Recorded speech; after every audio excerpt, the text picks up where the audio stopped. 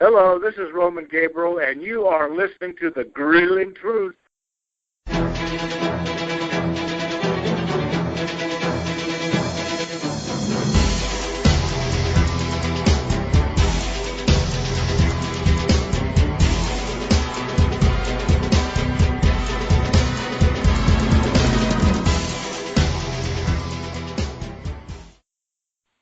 Welcome to the Grueling Truths NFL Legends Show, brought to you by Gridiron Mow and Replenishing Care Technologies. I'm your host, as always, for the Legends Show, Mike Goodpaster, and tonight my guest is the all-time scoring leader for the Cincinnati Bengals. Help me welcome to the show, number 3 and number 10, if I remember correct, Jim Breech.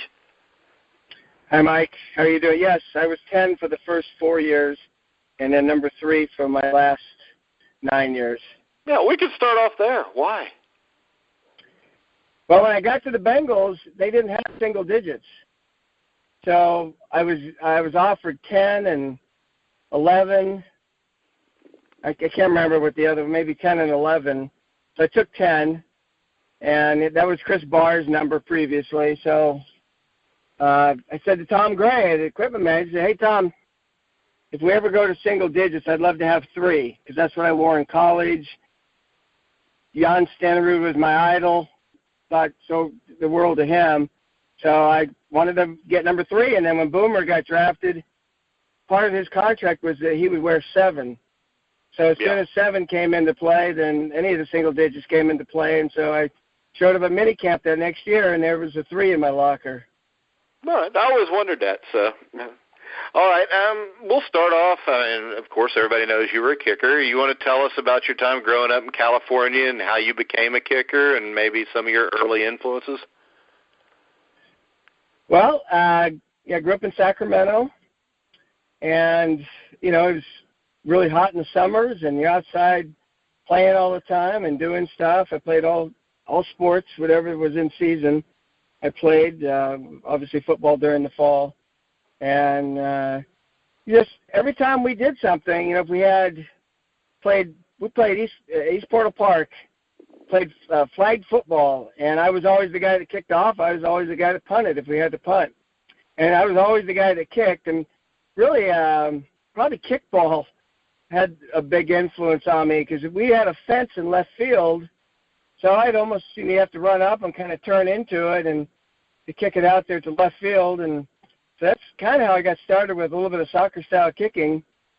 But as far as, watching it on TV was the Gogolak brothers and Garo Yepremian, and then Stenerud came along. Stenerud actually came to Sacramento and played in the Amos Alonzo Stag Bowl, which was the 1AA or Division II. I think it was 1AA. It was San Diego Division State 3, against Mike. because I think Kenny Anderson played there when he played at Augustana. I think Amos Alonzo's I don't think so, but this is San Diego. They played San Diego State, so I don't think. Couldn't have been then. You're right. They were one. It changed later, but this was 1966. This goes way back. Okay, San Diego State was like 1AA then, I think, wasn't it? Yeah, I believe so, and that's where like Isaac Curtis transferred and Herman Edwards transferred there. Dwayne Osteen transferred to San Jose State. They were all 1AA, really, really good schools. So I just read everything I could on him. I just thought soccer-style kicking was really a cool way to do it.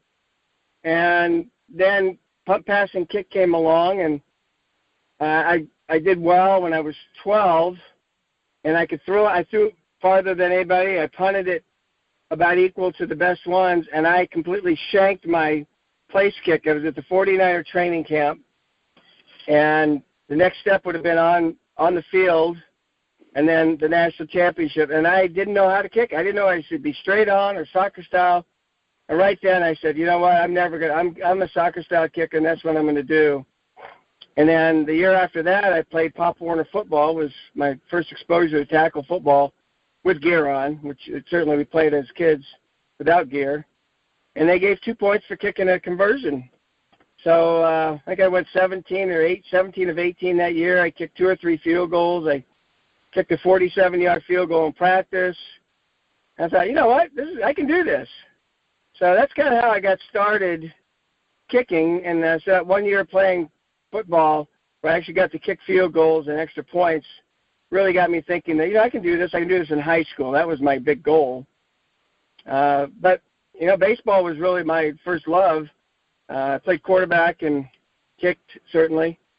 And then, got to high school and kicked all through high school, played quarterback in high school, played baseball and basketball. And so played whatever I could, played golf my senior year after a baseball season was over. So I just had a great time. We had great guys, a lot of great athletes.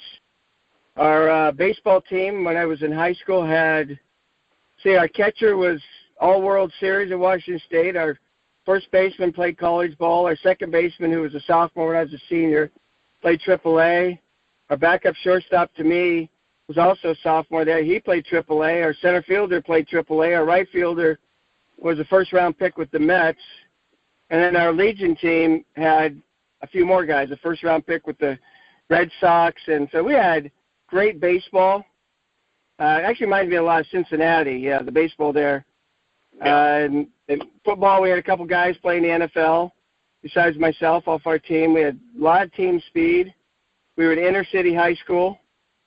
My sophomore year at Sac High, we won the national championship in track. So we had a guy by the name of Carl McCullough that could just fly. And he basically won it. He came in second in 3 events, and then it came in third in the relay. So it was a good time. It was a very diverse school. We were the most integrated school in the country at the time, so you're exposed to a lot of different people.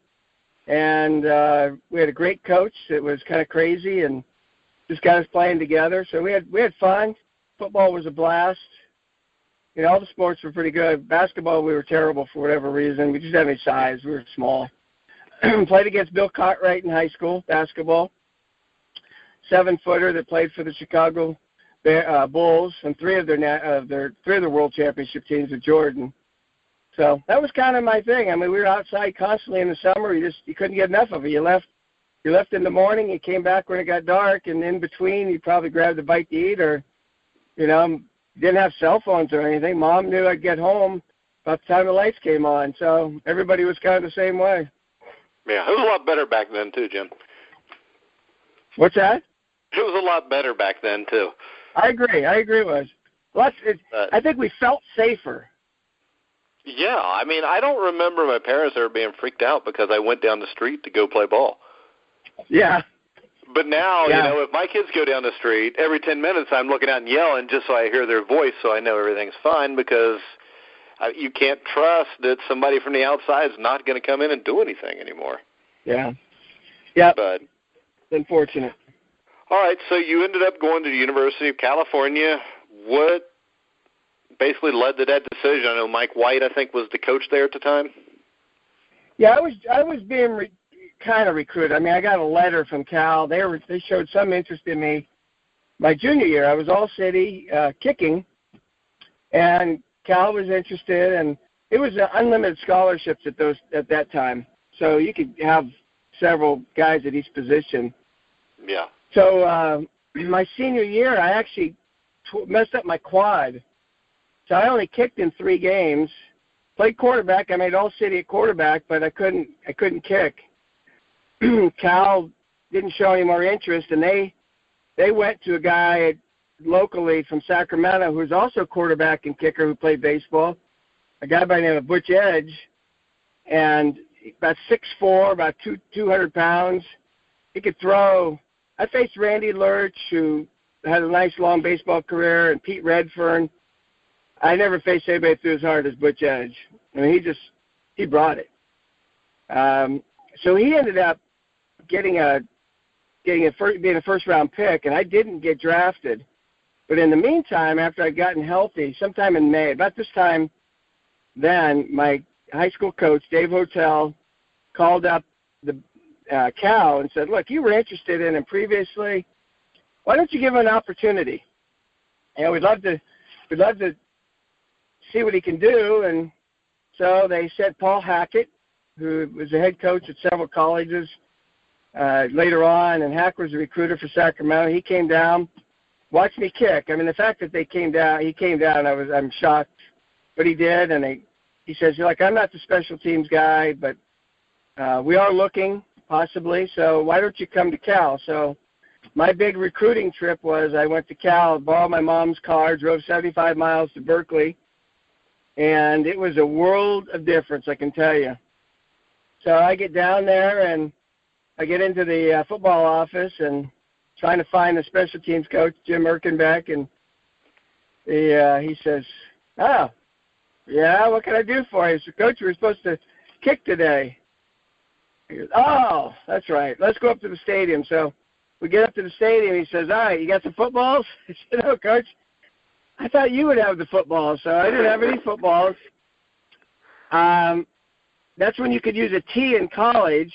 So I punted first. I punted because they were actually looking for a punter. And I punted and place kicked, and I actually punted pretty well that day. And so he said, "You place kick too?" I said, "Yes, I do." And he goes, "Well, do you have any tees?" I said, "No, Coach, I kind of thought you would have all that stuff." And so we hunted around the stadium because when I got there, the sprinklers were on. There was nothing open. I changed in the stands. So the sprinklers were going. We went over, and it was one of those systems that are on the ground where you take the cement cover off, and you get a pole and you turn it. Well, he picks up that cement cover. It's about an inch thick. He says, "This will do." So I'm thinking, if I kick this thing, I'm going to break my foot. So I go out there. We only went back to about 35 yards, and I made everything. I made like 7 or 8 kicks, kicked them decently, and I was so happy I didn't break my foot. And we get done, and he says, "Look, we're really not interested in a kicker. We're really looking for an offensive lineman." Because at that point, they had one kicker on full scholarship, one guy that punted and kicked off, and 2 punts. So 4 guys kicking that were on full scholarship. And even in the days of full scholarships, that's still quite a few guys on full rides. Yeah. So that's when the draft came, and I didn't get drafted, and I was really disappointed. And then Butch Edge goes in the first round. So, and he was the 5th guy. He was actually the 5th guy. And a little while later, I get a phone call, and it was Paul Hack, and he says, I really don't know what we're doing, why we're doing this. You know, I'd made 4 field goals in high school. I attempted 9. I only made 4. He said, "But there's a full ride here for you if you come down and sign it." I said, "Coach, I'll be there tomorrow." So I drove down, signed the letter of intent, signed it. I mean, I was good. I was good as gold. And right after that, I'm playing in a baseball game, what they call a semi-pro league. And this scout from the Pirates comes up, and he says, "Hey, congratulations." I said, "Well, thanks," because he had seen in the paper that I signed with Cal and got this full ride. He goes, "Oh, that's awesome," because I just want to let you know, we were interested in signing you as a free agent. But I'm not telling you what we're offering because I think you got to go to school. If you want to play baseball, you can still play baseball. If baseball is supposed to happen, baseball will happen. So that was Ronnie King with great advice. I went down to Cal. I played football my freshman year, and I played baseball my freshman year. And then it was just too much. I'd gotten married, and it was too much to do everything. And so I gave up. I took the one that gave me the scholarship. So I obviously stuck with football, and that turned out pretty well. All right, so you got there, and actually some of Cal's best teams were there when you were there. You had a quarterback by the name of Joe Roth. You had Wesley Walker, who ended up being a really good NFL wide receiver. You had Chuck Muncie, one of the great underrated running backs in NFL history. You want to talk a little bit about that team, and especially Joe Roth, because I think that's a guy whose story that you don't hear so much mainstream that I think needs to be heard. Yeah, well, even 74, my freshman year, Joe wasn't there yet. He was a junior college transfer. My freshman year, our quarterback was Steve Bartkowski, who ended up being the first pick in the draft. He had one of the greatest arms I've ever seen. It was just an absolute cannon. He could throw it from goal line to goal line. And he was a great baseball player, and he was an All-American his junior year or his sophomore year. And he and Vince Ferragamo were trading off at quarterback, and nobody was really taking over the job. And finally, Ferragamo got tired of having to compete for the job and switching up, every other series. So that's when he transferred to Nebraska. And Bart didn't have a great junior season in baseball. So he opted to come back for his senior year and played football. It was just him, and Paul Hack was a great coach, and he ended up becoming the number 1 pick in the draft. And Chuck Muncie, maybe the most talented offensive player I've ever been around. 6'3", about 230. Joe Mixon, the Bengals drafted, reminds me a little bit of him. He's 6'3". There's the way they run. Muntz was light on. He was like a scat back, and he'd run you over, and he'd catch the ball like a wide receiver, and he was just an amazing player. And Wes could just – I've never seen anybody so fast.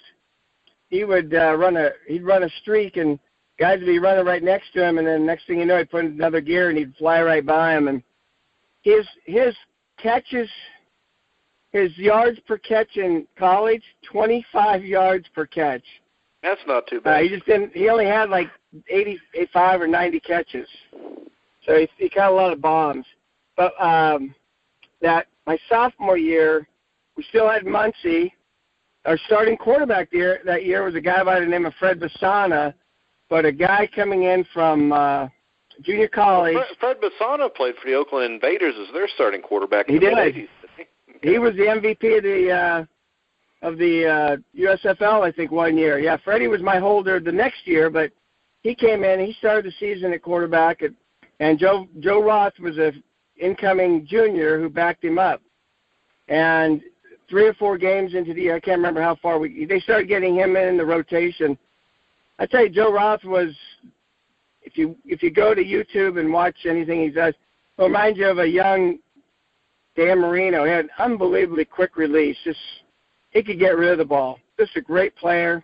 Wasn't big. He probably weighed 195 pounds. So for that time, it would have worked. He was 6'2", maybe 6'2", but he could just throw the heck out of it. So he had a game against Washington. Washington was really good. I think our 5th or 6th game that year. He got the start, threw for like 380 and 3 or 4 touchdowns, and we blew Washington out. And the next week we played SC, or it might have been the other way around. I think we played SC. And Joe was, by then, he was entrenched as our starter, and our offense just took off. We ended up leading the nation in total offense. Joe was phenomenal. Chuck was, so I think Bartkowski was runner-up to Archie Griffin in the Heisman. I think Muncie was 3rd in the Heisman in 75. And so we had some great players. Wesley could play. Ted Albrecht was one of our tackles, was a first-round pick with the Bears. Steve Rivera was a 4th or 5th round pick with the Bears, a wide receiver. George Freitas, who was my year, was a sophomore then. He ended up being a 5th or 6th rounder with the Bears.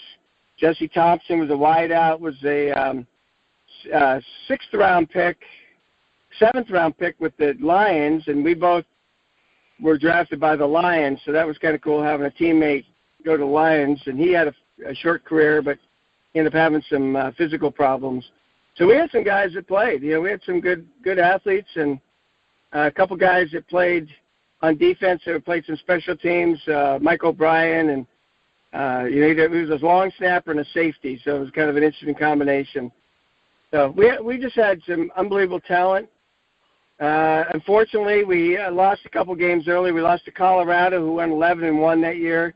And then we lost to West Virginia. Bobby Bowden was their coach. And they went 10-2. So we lost those 2 games. And then our other loss was to UCLA.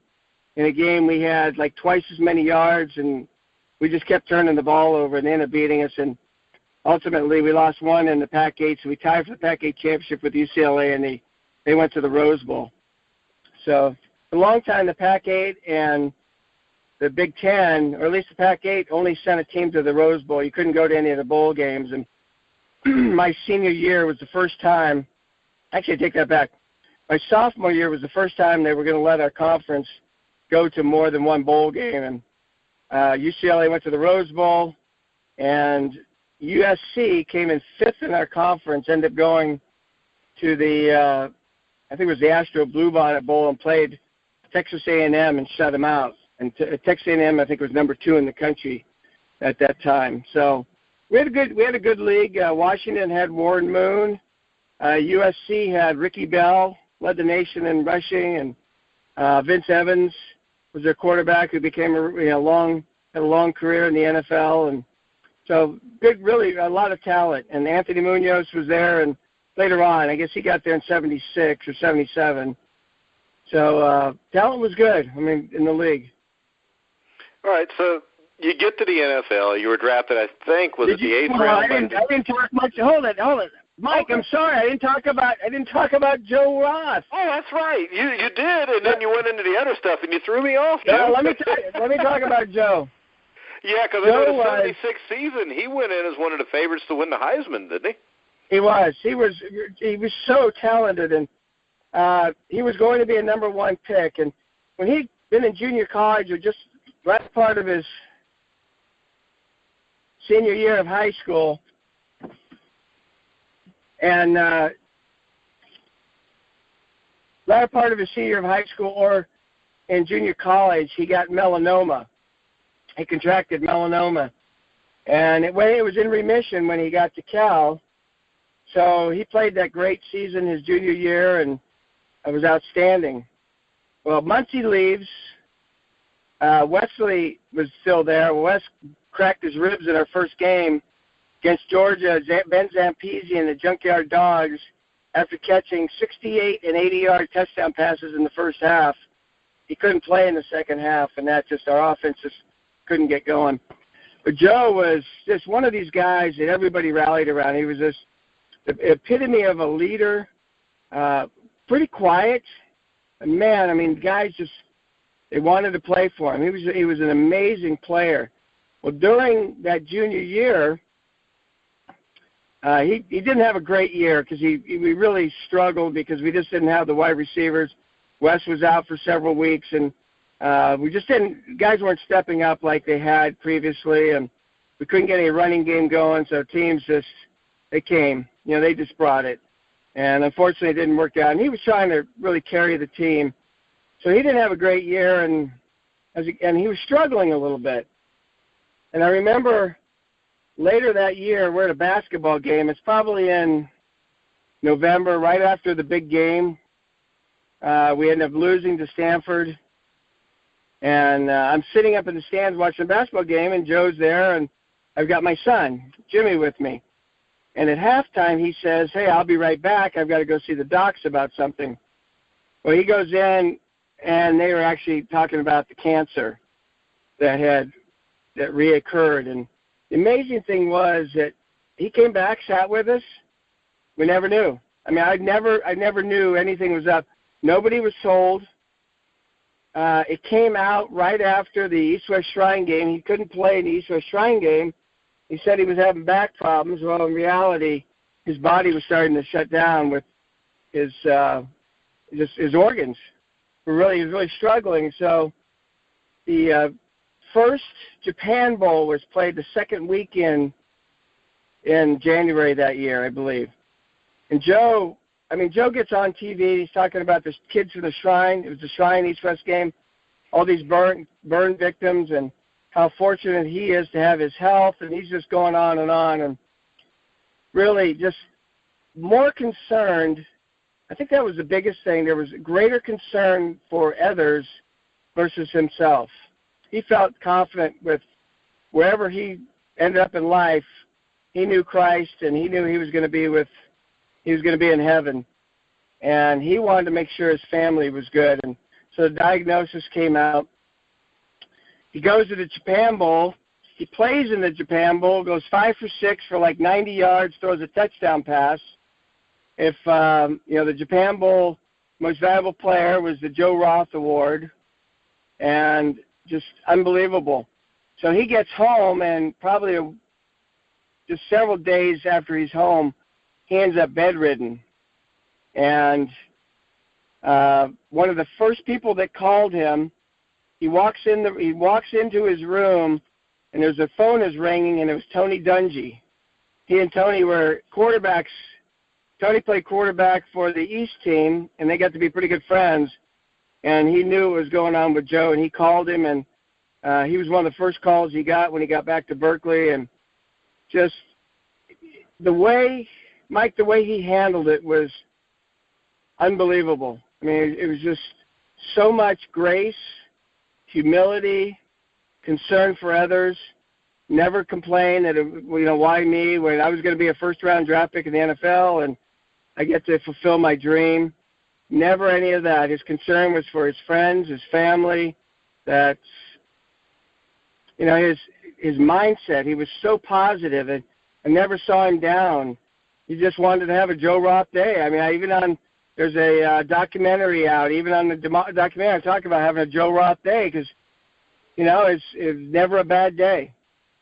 You had an attitude that today's going to be a good day, and Joe always had a good day no matter what was going on. So I had so much respect for him, and his mom ended up writing a book, and I had my kids do book reports on it when they were like 7th or 8th grade, and Joe was just one of the really fine human beings I've ever met one of the finest, if not the finest human being I've ever met in my life. He was just a spectacular guy.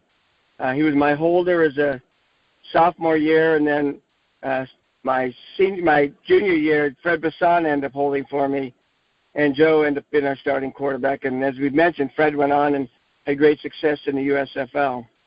So, interesting guy. If you ever get a chance to go see clips of him or check out the documentary, he special person that was an unbelievable talent.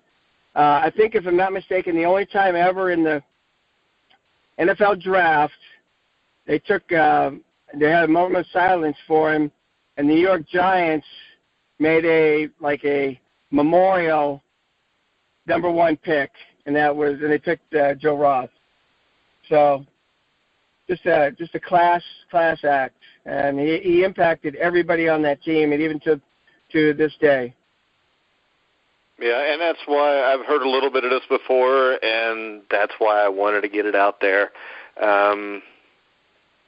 Everything I've heard, he was impressive. And the guy I equate him to, not the kind of person, but the kind of football player he was you're around the Cincinnati area, and anybody in their 60s will tell you all about Greg Cook and what might have been. I think Joe Roth is the college version of that and what might have been. Very possibly, yeah. Greg was a talent that, Bill Walsh called the greatest quarterback talent-wise that he ever coached, and that included Joe Montana, Steve Young, and everybody else. So, yeah, Greg Cook was an unbelievable, unfulfilled career, and Joe never even got a chance to play in the league. And so, yeah, I would agree. There's probably some similarity there. All right. Well, we'll just touch on a couple other things from your career real quick, and I'll let you get out of here. You get to the NFL, 1978, I think you were drafted by the Lions in the 7th or 8th round. You got cut in training camp. I think you ended up spending 79 with the Oakland Raiders before you ended up with the Bengals. What was that like, those first couple of years of your career?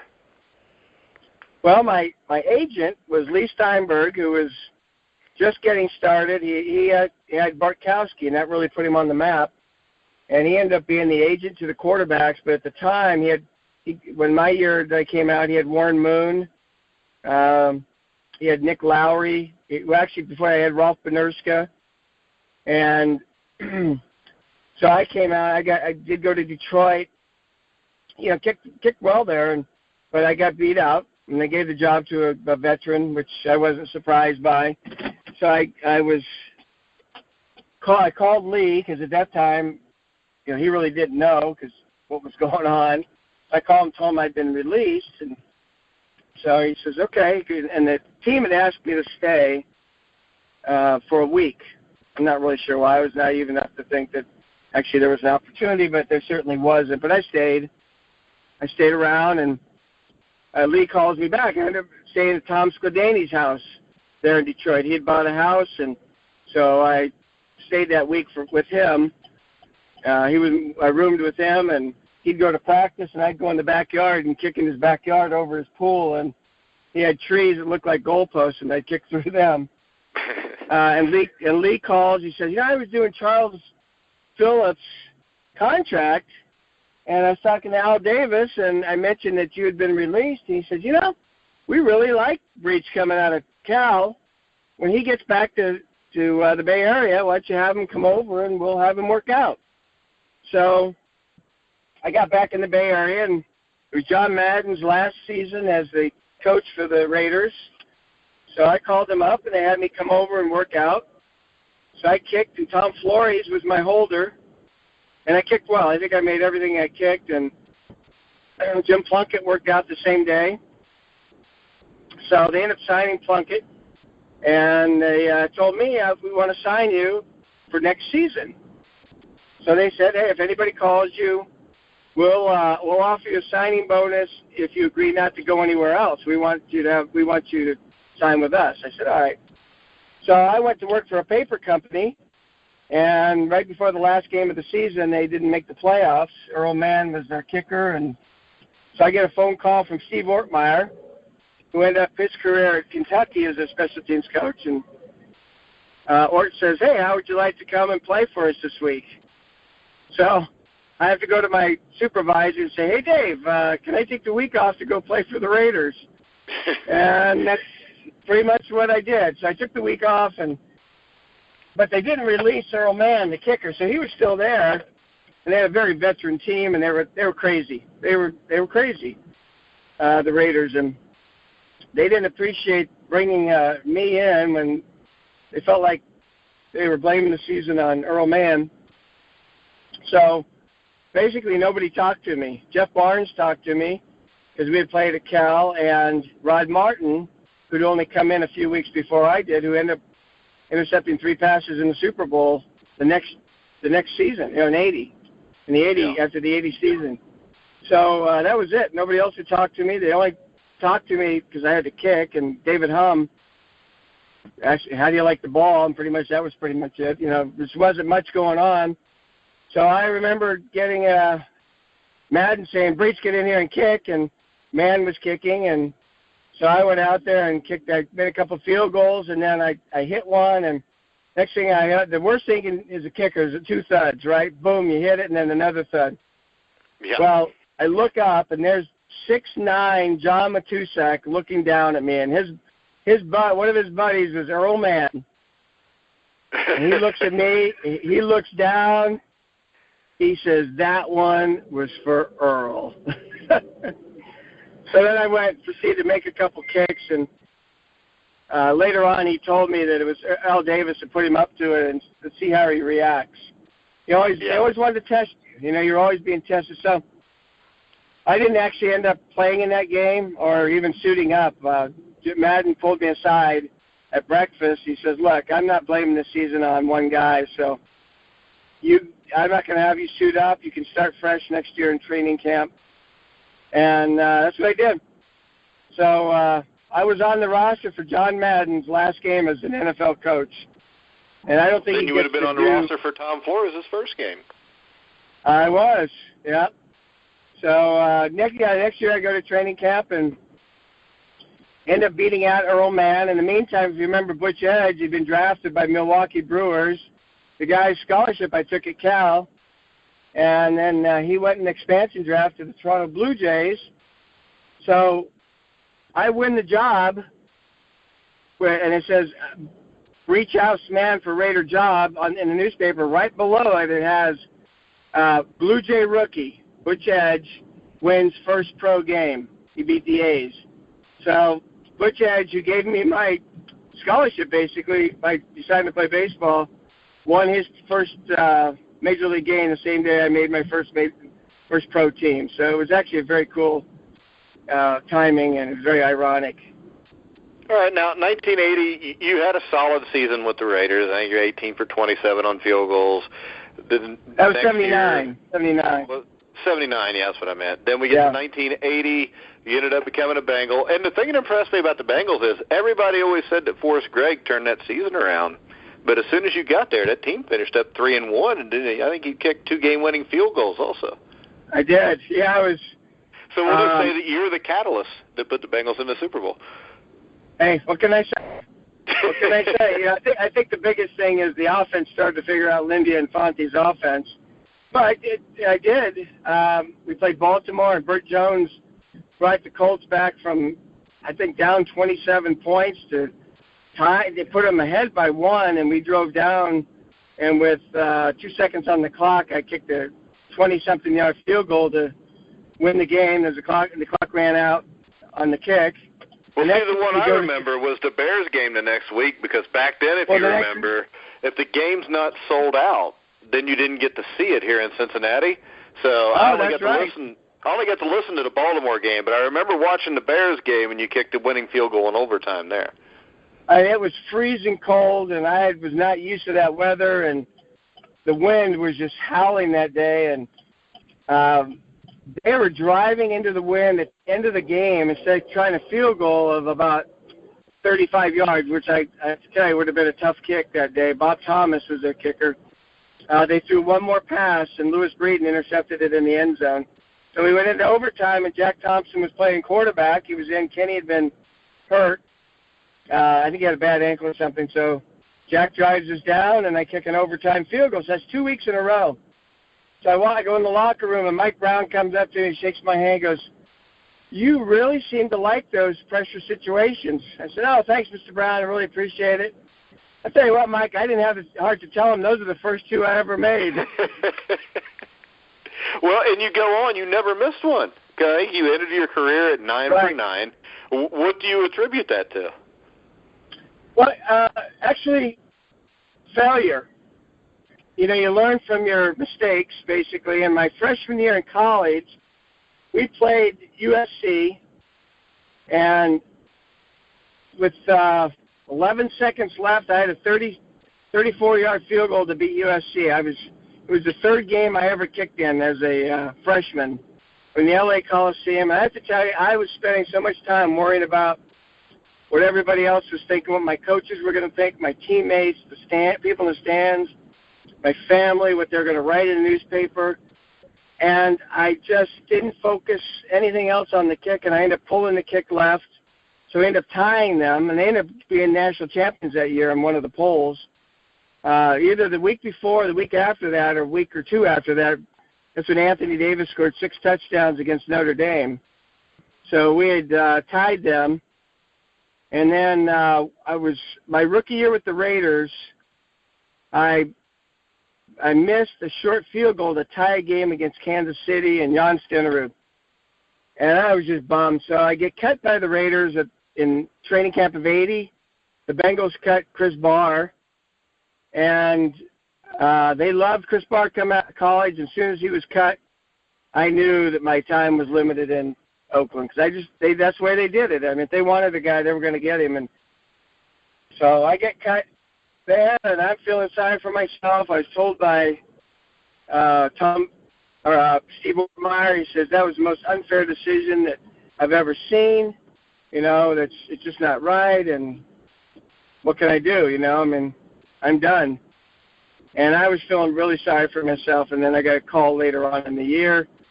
But in the meantime, I got to reflect, and sometimes you fail. You know, I think Jordan did that commercial where he said I missed 20 times on game-winning shots before I made one, and I failed my way to success. And that's kind of what happened here. I had a little bit of time, obviously, to sit down and really reflect on what was going on. I wasn't nervous, but why was I missing those kicks? And what I realized was my focus was all off. I was worrying about things that I had no control over. I couldn't control what anybody said, thought, wrote, you know, whatever the case might be. So I took a different approach. I can't control the snap, the hold, anything. So I went in and decided all I can control is the kick. So I started focusing in on just the kick itself and not even thinking about the other stuff. And it was like a light bulb went on, Mike. It was amazing the difference. And so I ended up going 9 for 9 in overtime. I hit some other field goals. I didn't miss a lot of big kicks, and occasionally I did miss a couple that, knocked one off an upright in the fourth quarter against the Steelers. But for the most part, you know, my percentage in the, say, fourth quarter percentage was probably pretty high, and I really have to attribute it to my focus change. I've kind of figured it out a little bit on how to focus on what I was doing, and it made all the difference in the world. All right, so, and of course your most famous kick was the 43-yarder in Super Bowl 23. Was that any different than any of the other kicks? Did you have any kind of trouble concentrating, or I'm sure you probably didn't, probably just like any other kick? No, it was good. I didn't, again, and that's why guys can make putts, big putts or big free throws, is you have your routine, and you have to get into a routine, and you do your routine. That's your preparation. And as long as you do your routine and you do it the same in practice and you do it all the time, when it gets in the game, you've done that routine so many times. It's almost like you remove yourself from the kick. And that's the same thing that happened in the Super Bowl. So I really didn't feel bad at all. I mean, I went out there, I was so focused in on what I was doing that I didn't even think about that it was 3 minutes to go in the Super Bowl, or that it was, we're a tie game and we had a chance to go ahead. And so I was just so focused in on what I'd prepared for, my routine. And I was able to make the kick, and, Joe Montana drives those guys 92 yards and beats us, and Jerry Rice and he were just absolutely phenomenal that night. Yeah, I don't like them either, Jim. You can just say it. I tell you, I may not like him, but I certainly have a lot of respect Jim, for and I had him. nightmares about that game for years, and still every once in a while I think about it, especially when I'm watching today's Bengals. But we'll bring that up. What did you think of the Bengals draft? I loved it. I was a little surprised with Ross, but I wasn't completely surprised, only from the standpoint that I know they like speed and they want to stretch the field, and maybe they saw him as their Antonio Brown in one sense. So that part was somewhat surprising, but not really, because actually before the pick came in, I said, don't be surprised if they take Ross. Well, see, I put Ross down because I interviewed Ken Zampese like 2 weeks before that. And we're talking, and this was off air because he didn't want to talk about the draft on air. And I'm like, so what are you looking for? He says, I want speed. And I said, so you want John Ross? And he goes, I want speed. That's all I'm going to say. So every mock draft I did after that, I put John Ross on it. So there were a few of them. Then I'm getting all these texts telling me, you were right on that. Yeah, there were a few people that saw that, but speed kills, and then they get Mixon in the second round, and it's kind of interesting. It's almost like they didn't want to make the pick. They tried to they traded out of that pick. They traded down, and they were hopeful, I'm sure, that somebody else would take him. And I think he was just too talented for him to pass up. And I'll have tell a you, good locker room. After they made that pick, Jim, after they made that pick, I was mad, okay, because I'd only seen what I'd seen, if you know what I'm saying. I made a call, and I actually talked to campus security in Oklahoma, to campus police, whatever it is down there, did a little research, and from the stuff I found out, they were both in the wrong. I mean, she was, from the police report I read, she tested positive for drugs and alcohol that night. And there was a ton of people that said that outside of that diner or whatever it was there, that she was being abusive to him and everything else. Now, he shouldn't have followed her in there, but just when you watch him be interviewed about it today, he looks like a well-spoken kid that made a mistake. I agree. He understands he made a huge mistake, and there's nothing he can do about it at this point. So, he's got to handle as best he can. They have a great locker room. I think the locker room will be able to really be supportive of him in every way they can.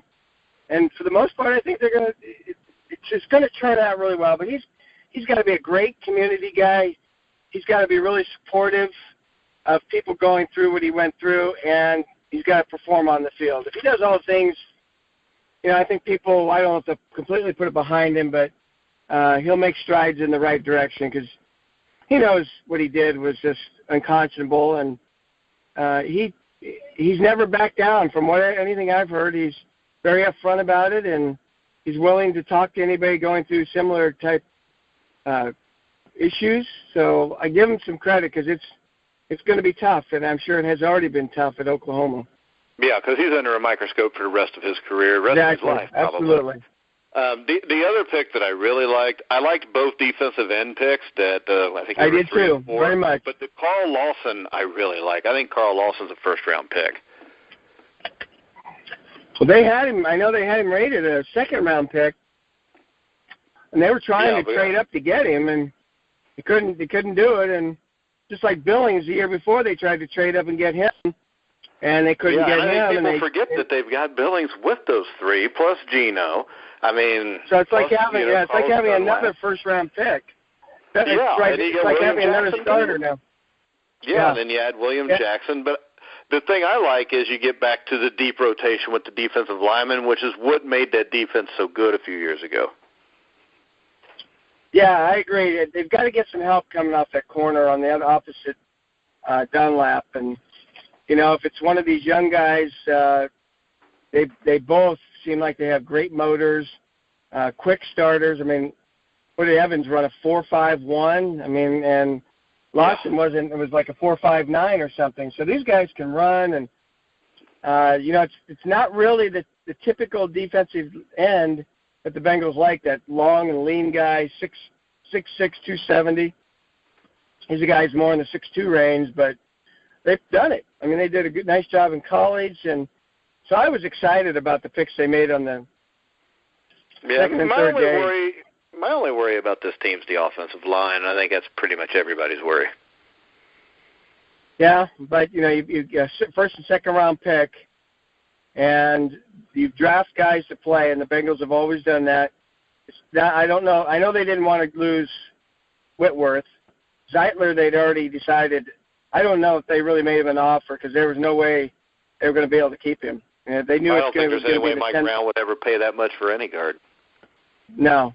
The fact that he drafted him, get away after 90 or 89. Yeah, the fact that they drafted him in the first round was a huge surprise because he doesn't value guards like some teams do, and a lot of teams don't. I mean, the tackles are much more valued because they're out there on an island so often. Oboye did go. Now, one thing I do understand, I was talking to Lapp about this. He said Oboye really has had some health issues. So now he's healthy for the first time, and he's able to train, and I think it should be great. He went to Jay Glazer's camp that Whitworth goes to every year, and to get tougher. And he was there for over a month, and to get tougher and get his balance, get his feet. So those guys bull rushing him be a little bit tougher. So I'm really excited. If him and Fisher could even be average, this is a team that can win this division. Yeah, and I think having Andre Smith come, I think he's a perfect guard. Yeah. If they need, because he's a run. He just runs. He loves to run the ball. So and they help get off the line and push some people back so some of these backs get a hole or something. So if they can just get a little bit of movement, the safeties have got to be concerned about coming too close to the line of scrimmage, right? I mean, you got A.J. Green on one side, you got John Ross running the 4-2 on the other. You got Tyler Boyd, too. I'm just talking speed. The safety can't be edging up too quick and get 8 in the box because they do a little play action. You got either of those guys one-on-one out there, and chances are the other safety's going to head over toward A.J. Green, so you got John Ross running the 4-2 out there by himself.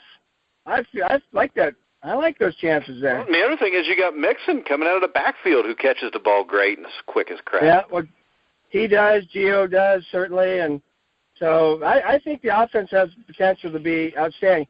Now, they need to do a better job in the fourth. I know. They need to do a better job in the fourth quarter. They didn't do a good job at all making adjustments offensively or defensively. They were ahead in almost every game last year in the fourth quarter, and they just fell apart. They just can't have that. So real quick before I let you go, what's your opinion of the new kicker they brought in from Memphis? I don't know a lot about him. I saw him when he was at Memphis. I think he's really good. I think the kids today are phenomenally good. In my era, I was good for my era. But compare our era to what these guys do today, I mean, come on. I mean, it's just crazy. They blow us Jim, away. They're all kicking off for real nice turf. There's no grass there, no mud, anything like that either. That too. I mean, that is a factor. But just technique-wise, I mean, I spent my first 5 years trying to figure out how to kick. I didn't have anybody to show me. They've got guys. I mean, there's tons and tons of guys these days that, they're out there doing a really nice job of teaching technique. So I think he'll do a great job, and I'm excited for him. I mean, they have an opportunity. When you draft a kicker, there's a pretty good chance he's going to be your guy. And, you know, I hope he has a better season than Roberto Aguayo had. Yeah. It'll be interesting, but it will be interesting because the first-rated guy was Zane Gonzalez from Arizona State that went to the Browns. So we'll get them twice a year. They're in our division. We'll be paying attention, I'm sure, for the first couple of years, comparing how they do. Well, if their quarterback, he's probably not going to get to kick anything but 50-yard field goals anyways. Yeah, potentially. So, all right, Jim, I know I kept you like 15 minutes later than I promised, but I will let you go. Would love to have you back right before the season to talk about it also. All right, well, give me a call. Just let me know. All right, thanks a lot, Jim. All right, take care. Bye-bye. Yep, you too. All right, guys, that was former Bengals kicker Jim Breech. I'm going to remind you guys to check out replenishingtechnologies.com and Gridiron Mo, our two sponsors. Also, you can find all of our shows on iHeartRadio, iTunes, TuneIn, Spreaker, anywhere you find sports podcast, you'll find The Grueling Truth. If you're a Bengals fan and you haven't heard it yet, you can go to www.thegruelingtruth.net. Hear my interview with Ken Riley last week. We've also got former interviews with Reggie Williams, Kenny Anderson, Lamar Parrish, Tim Crumry. So make sure you go to thegruelingtruth.net, check that out, check out all of our other players, or former players, guys like Robert Brazil, Roman Gabriel, Ronnie Lott. So we will catch you guys next time on the show. And remember, later on in this week, we will have 4 guests. Tomorrow night, we will have Efren Herrera, former kicker for the Seattle Seahawks. Lafitte Pinkai, the second winningest jockey of all time, will be on our show Thursday. Thursday night, we'll have former lightweight champion Livingstone Bramble. So make sure you check out all this on www.thegruelingtruth.net. So for Jim Breech, I'm Mike Goodpaster. You've been listening to The Grueling Truth, where the legends speak.